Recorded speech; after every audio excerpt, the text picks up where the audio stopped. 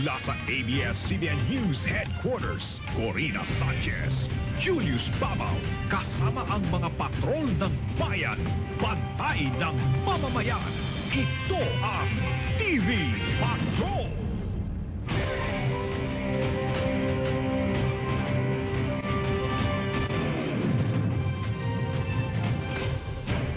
Magandang gabi, Pilipinas.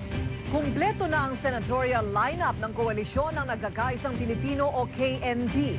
Inayos ng koalisyon ang gusot sa kanilang grupo, kabilang ang pagkakasundo ng mga makaerap kay Senadora Loren Legarda.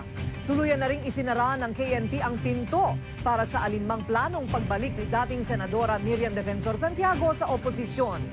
Alamin natin ang detalye mula kay Maricar Bautista live mula sa Dasmariñas Village sa Makati. Maricar? Corina, tama ka.